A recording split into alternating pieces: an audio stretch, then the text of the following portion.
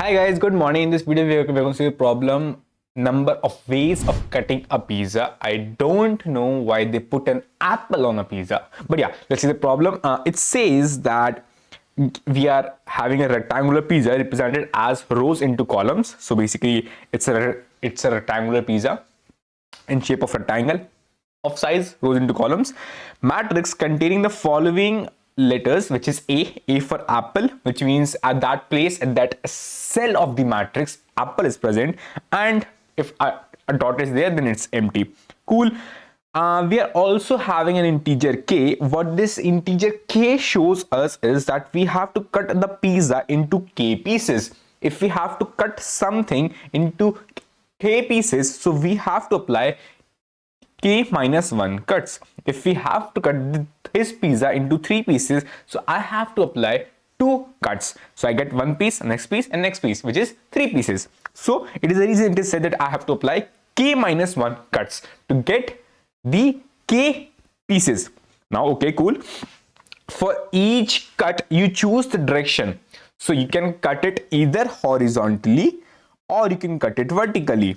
Okay. Then you choose a cut position at the cell boundary and cut the pizza into 2 halves. So it is one cell, it is next cell. So I choose a cell boundary and cut the pizza into 2 halves, which is the left half and the right half. Cool. If you cut the pizza vertically, give the left part of the pizza to a person. So if I cut the pizza vertically, the left part, the whole left part, it goes to one person. Cool. If you cut the pizza horizontally, you give the upper part of the pizza to the person. If I cut the pizza horizontally, I give the upper part to one person. Cool. We give the last piece of the pizza to the last person, and we move on cutting horizontally, vertically, and the last piece goes to the last person. Return the number of ways of cutting the pizza such that each piece contains at least one apple. So when we cut the pizza, we need to make sure that the piece which we are about to give to a person, it should contain an apple. Cool. At least one. Since the answer can be huge large, so like give it 9 plus 7 modulo. So we need to find the number of ways of cutting the pizza, right? Such that every person, how many persons are there? Okay, every person should have a piece in which he should have one apple. Let's see with example, it will be much more clear. So if we have a pizza something like this, where our pizza is like this and A is present here, right? Cool. People are 3. We need to apply 2 cuts. At max, we can apply 2 cuts and get the pizza. So first thing, as we have 2 options, I'm just standing. I just remember the question. Okay, I have 2 options: horizontal cut, vertical cut. I just applied one horizontal cut, and one way is to apply one vertical cut. And as I knew, when I am applying a cut, whatsoever part is being applied, so I applied a horizontal cut like this.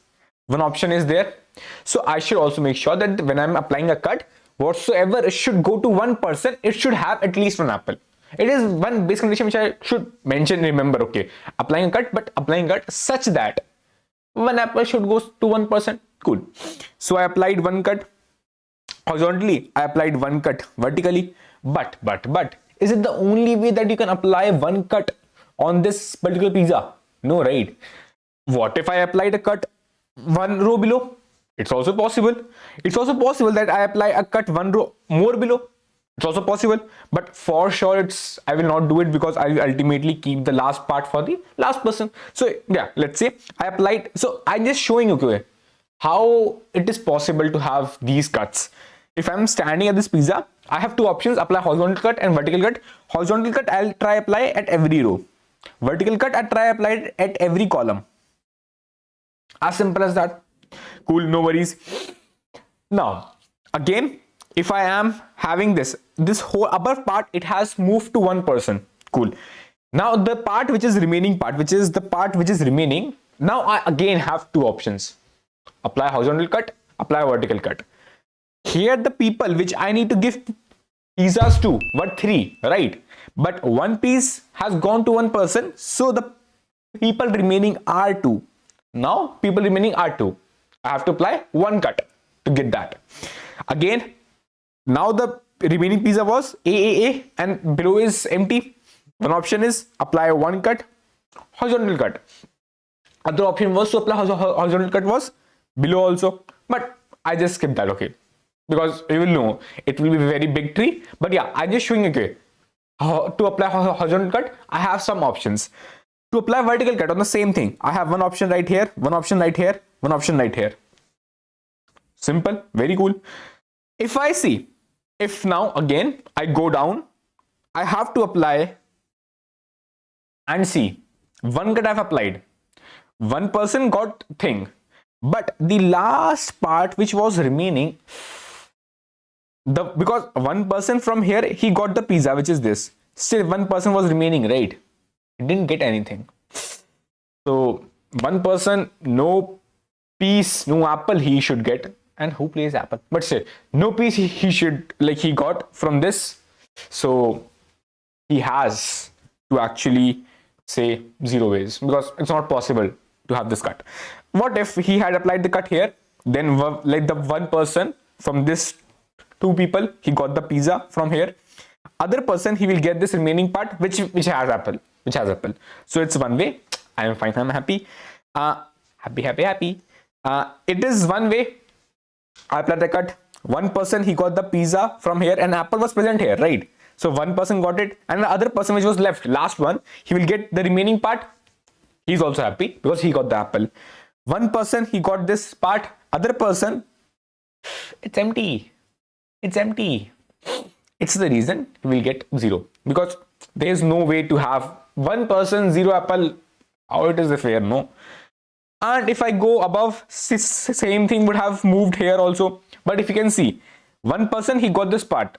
There are 2 more persons remaining, but apples are 0. So sorry, no possible chance that it could go. As here also, here I had one cut, one person, he got this part, remaining part is for the other person. Now people remaining are 2. I just applied again horizontal vertical cut, applying. Okay, I applied horizontal cut. I applied such that apple should come. So I applied from here. I don't apply from here. I applied from here because one person should get that apple. If I applied from here, he will get this. It is for sure no apples. He should get an apple when I'm applying cut. So I applied the cut, which is from here. Then again, I'll say one person is remaining, but he has no apple. So I have to apply one. Other way was to apply one vertical cut. So I apply vertical cut. The first person got left half, which has apple. Cool. The next person, he can also have an apple. So one person will get this, and it's also a one way. So as you can easily see that, okay, and still here also the same thing. I can apply the cut, but still one apple and people are 2. No apple, people are 2. Ways are 0. So you can easily see that I got this one way from here, and one way from here, one way from here. In total, I got 3 ways. It is for every pizza, for every piece of pizza, I have 2 options in mind. Try to apply every possible horizontal cut. Try to apply every possible vertical cut. That is it. For every piece, I'll just try with every possible cut. Now you will say, Aryan, okay, it seems like recursion. I just call a recursion, and he will apply horizontal cut. He will apply vertical, because see, what is happening? You apply horizontal cut, you apply vertical cut. Whatsoever is remaining, you again apply horizontal cut, you again apply vertical cut. It's kind of recursive, right? Cool. So shall I apply recursion, or can we think of something that is recursion happy or not? If we clearly look, then the problem can have overlapping sub problems. How? If I have this pizza, then I apply a horizontal cut one way, although we have multiple ways because I apply next also, but yeah, let's say I apply one horizontal cut, apply one vertical cut. Again, in the next iteration, I'll apply next horizontal cut, I can apply next vertical cut. Again in this I apply next horizontal cut and next vertical cut. As you can see, the remaining part is this. Again the same thing would be applied here also. It will go on, apply horizontal cut, apply vertical cut to actually reduce that. So you can see that, okay, my sub problems are common, so there's a high chance I will call my recursion again and again for the same sub problem. Whensoever your sub problem is common, repeating sub problems, what comes in mind? Recursion, repeating sub problems, comes DP. Hamara bhai, DP. So here a DP will help us to actually not compute the same thing again and again. Now what we are computing actually? We can use this DP to find number of ways, okay, a block, because see, at one point of time I have a particular block remaining with me. I have particular block remaining with me at one point of time. I have this block remaining, and I also know one thing: how many cuts needs to be applied to this block. Actually the cuts are k minus 1 cuts I need to apply. So ultimately, because in the problem the problem says that number of people are k, so the applied cuts are k minus 1. So yeah, ultimately we will pass in the number of cuts as k minus 1. But I'm saying, if we have this number of cuts, so I have one thing in mind. I will have a block, and to represent a block I will have this row and column, because see, to represent a block I can have a row and column which will represent from R comma C up till end, because ultimately I am starting cutting from start itself, right? I start to cut from start, and then I cut, and then ultimately I move to the bottom right. So ultimately I know I need to find number of ways to cut a block. I represent a block by two coordinates R comma C, and when I know a block, I also know number of ways, number of cuts I can apply on that block, which are k.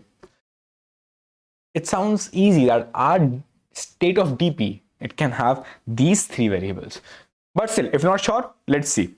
So when we saw, okay, we can apply just recursion, and in recursion we saw that, okay, we have got some of the subproblem as common, so we have to apply DP. In DP we know the states, which is we have a block, so we will have R comma C to represent the block, and we can have number of cuts because we also know the number of cuts for that particular block, because in that block I can apply number of cuts which are remaining, so I need to also keep track of the number of cuts. So okay, I need to have k cuts at that point, k minus 1 cuts in start, and let's say if it goes on, so at that point number of cuts what are remaining for that particular block, I need to have that. So I know, okay, my recursion state are R comma C comma K. I have a DP which will actually help me to store the sub problem result, which are the number of ways for that particular block. But in our DP you have three things. You found out the recursive condition, cool, although I will show again, but one thing is for sure a base case. You remember something when I showed you the above part, why the answer was coming as 0, why the answer was coming as 1? The same thing I can do. Base case is nothing but when you have reached to a point, then either you can say the answer will be there or answer will not be there. Answer will be there when it is 0, like answer will be there when it is 1, which means that I have found one way. Answer will not be there if I say, okay, this is not possible to have any value, so you have reached at the bottom, answer is 0. So as I showed, it is the exact same thing. It's the exact same thing of what I showed above. If you go on, because the notes are below, so it is the exact same thing which I showed above. It is this left part from here up till the bottom. So as you can easily see that when I was standing here, it went down, it went to 0 ways. Why? For sure it's a base case, because I have landed at the bottom. I stopped here. I know it's a base case, but how? As no apples were remaining, as I had some cuts left, right? No matter what, if my loop is going on, I have some cuts left. But if no apples were remaining, I need to return a 0, because it's not possible, because the people are remaining, which means the cuts are remaining. So if I have no apples remaining, I have to return a 0. because the apples remaining were 0 in this part.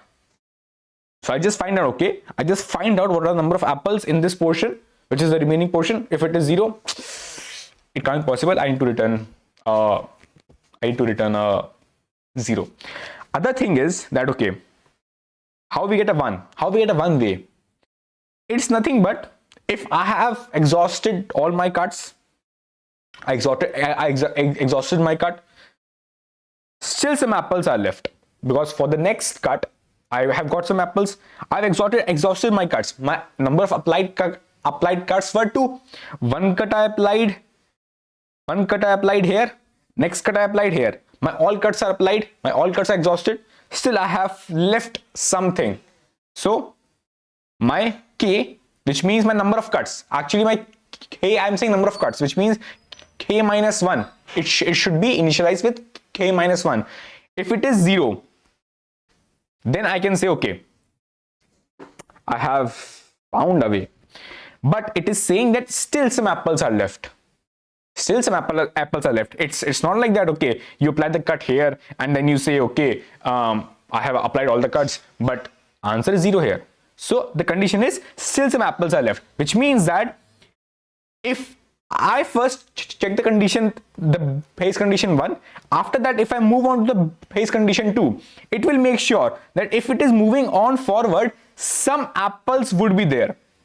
Because if the condition, it is not happening here, which means it is moving forward, which means that some apples would have been there. It's the reason it has been moving forward, and I should place my condition here, base condition 2, after my base condition 1, that I can just make sure, okay, some apples are there and my number of cuts which I need to apply are 0. So I can easily say, okay, I have got 1 way. It's the same thing you will see in the code itself from line 15 to 16, that I have this base condition of my recursion. My recursion I just named recursive for, which is a DFS, but still you can name it anything. But if I'll show what is this prefix r comma c, but just for now just remember that it is showing, okay, from this r comma c up till like m comma n, number of apples are 0. If it is, then I need to return a 0. It is a base condition 1, number of apples left in that particular block. If not, then it will land here.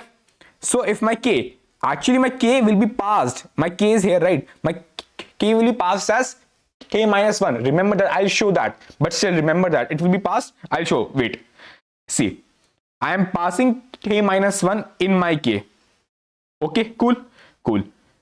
So it will actually, if it is 0, then I have used all my cuts, and as it has moved down, which means number of apples was still remaining in this, because it has moved down, because if apples would have been 0, it would have landed here and returned from here itself, but apples are there, still there, so I have moved down, so I can return a 1. I am very happy. But as I showed you, you find this number of apples. See, one way is that, okay, you have this block r comma c and you want to find the number of apples in that particular block. So if you have this r comma c and you want to find the number of apples, so you move on iterating on this, all these apples, and see number of count, keep the count. But is it the best way? No, right? You remember something? If in O of 1 I want to find, okay, number of apples in some block, and as you know, I am just moving from bottom to up to actually see number of apples in this block. But if you don't, still, if I say you want to find in O of 1 number of apples in particular block r comma c, how will you find it? Tell. It's as simple as that. If you want to find number of, it's actually another question of DP if you don't know. So if you don't know, it's actually another question of DP, but still a DP inside a DP. Lovely question. So in this, you can easily see that, okay, r comma c, if I want to find the number of apples in this block, firstly, if I know the answer for this part right here, which means from r comma c plus 1, if I know the answer, if I know this answer, and if because see, I just assume that I'm moving from bottom to up. So I'm moving like this, like this, like this, like this, like this. So I moved like this like this, and I'm standing here right now. So I have all the answers from here to here. Now I want in O of 1 to compute the answer of this particular portion, which means for this r comma c. So what will happen is, if I know the answer of r comma c plus 1, which means this particular whole part, this part, and if I know the answer of r plus 1 comma c, which is the bottom part, then also I know the answer of r plus 1 comma c plus 1, which is this whole bottom part. As you can see, if this parts overlap with this part, so this part which is common, it needs to be removed. So I just remove that part, the common part. So I just add it and remove this common part again, because it is being counted twice. So what I got was this whole part, which is this blue part. Now I can just see, okay, if apple is present in this particular location, so the number of apples I got in the blue part, I know because of this condition in O of 1. I just see if apple is present at this point, then I just add a 1. If not, then I add a 0. You can see the same code, the same thing in the code again. I move from bottom to top, bottom right to left, then bottom again right to left. Then I just move on. To top, and ultimately I just see, okay, what is happening in this, and I just added. You can easily see it is same prefix of, it is prefix sum, which means I'm computing the sum from backwards and computing the whole sum, so that I can actually find the sum of r comma c.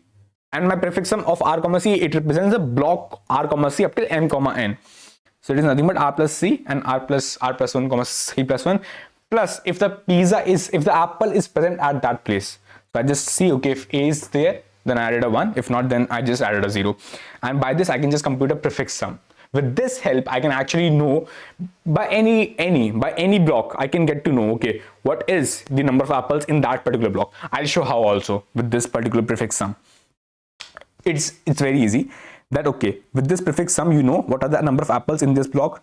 If you want to know the number of apples in this particular block, which is the upper block, so you also know the number of apples in this, let's say r plus x comma c. If you know, because you can just know the r plus x comma c is number of apples in this block. You also know r comma c, which is the number of apples in this block. So you can just say prefix sum of r comma c minus prefix sum of r plus x comma c. So what you will get is, this result will be nothing but number of apples in this particular block. It's the reason I just computed this prefix sum, so as to find number of apples in any block in O of 1 with this prefix sum array. And to just pre-compute it, you just need O of n into m time, O of m into n time. That's it. Now you got to know the base condition, you got to know how you will find the number of apples in that block, and you also know from the starting example itself that at every point you have two options, either cut horizontally or vertically, and you will try every horizontal cut and you will try every vertical cut also. Just the same thing I'm showing again. It's that you already know that. You have this particular pizza, you apply horizontal cut, you have ways to apply horizontal cut. One cut possible is this, next cut possible is this. So you try to apply all horizontal cuts, you try to apply all vertical cuts, vertical cut, vertical cut. And also you need to check that from R, which means the previous row which had been initially 0, then for next cut, which means you are applying one cut right here, right? So NR is for here, NR is here. So after applying the next cut, you need to make sure that, okay, NR is here. So this NR, this particular portion, it needs to have an apple. So I'll just check from this last edge cut to next edge cut, we must have apples. And to check in this portion if we have apples or not, we actually figured out something as prefix sums. So just by seeing from r comma c up till n comma r comma c, I need to have some apples.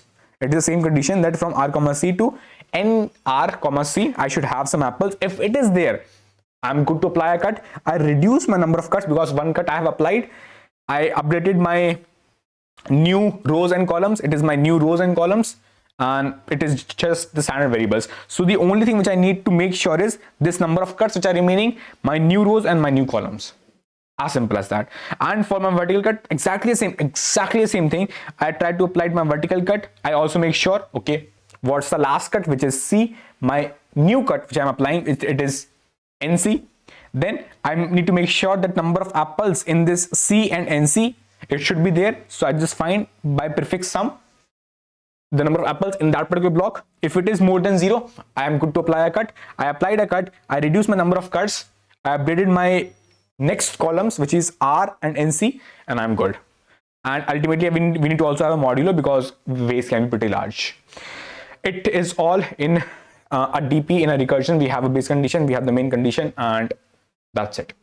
So let me show you the code again. Although I showed the whole snippet part at every point of time, but I'll still show the code. Firstly, we have this firstly we have this initialization of variables, which initialize them. Then we have this prefix sums. We just have this prefix sums to actually compute. For every block, I can find out, okay, what all number of apples are in that block. Then we have this base condition, which I showed in exactly the base condition which I showed from line 15 to 16. I showed in the above.